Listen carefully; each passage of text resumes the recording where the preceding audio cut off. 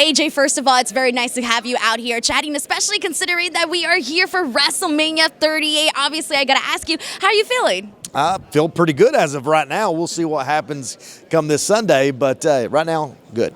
Well, you got a massive match up against Edge, who has had such a tremendous legacy in WWE. So I have to ask you, what has it been like to be able to work this program with him and then to go out there and, you're going to be wrestling him at WrestleMania? I mean, this is what we both wanted. Some unexpected changes with Edge to get us to this point, but storylines are everything, and this is hopefully we can meet expectations because I think they're pretty high for this match, which makes it a little bit harder. But we got the same mindset, and that helps a lot. Well, you kind of mentioned the high expectations, but AJ, I've been following your career now for quite some time. I've seen you work against pretty much every single type of competitor that there is out there and having these phenomenal matches. So, with that being said, do you still get nervous when you go out there to, really deliver the high quality that, people expect from you? Well, it's usually right before I walk through that curtain that I get the butterflies, and this being WrestleMania and being in Dallas, it's exciting, and knowing what to expect is because I've been in front of this crowd before. I might get a little butterflies long before that. I think you got it. If you still get butterflies, that is a good thing. It means you still care. That's right.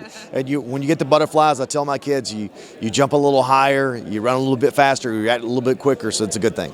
And my question that I need to ask you is, we're celebrating the Undertaker's going into the Hall of Fame. You got to be, in his last match. So what does that mean to you personally in your career to, get here to WWE and end up being the guy that ends up having the last match with the Undertaker, especially considering how unique it was? Well, the thing is, he could have had it with anyone.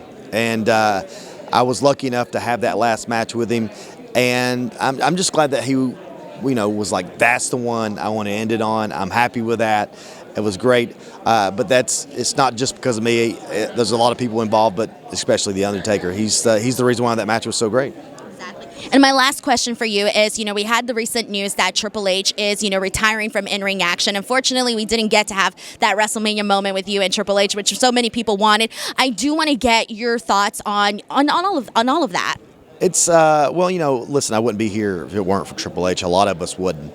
So I'm very gracious that that he called me back. But a lot of people feel the same way, and it's one of those things where you're sad to see him go, but at the same time, I hope that he feels great about what he accomplished, not just in wrestling, but like on the other side of it with NXT and the things that he's done for so many people like myself. Exactly. AJ, thank you so much for chatting with me. Enjoy the rest of your WrestleMania weekend. Thank you very much. As well.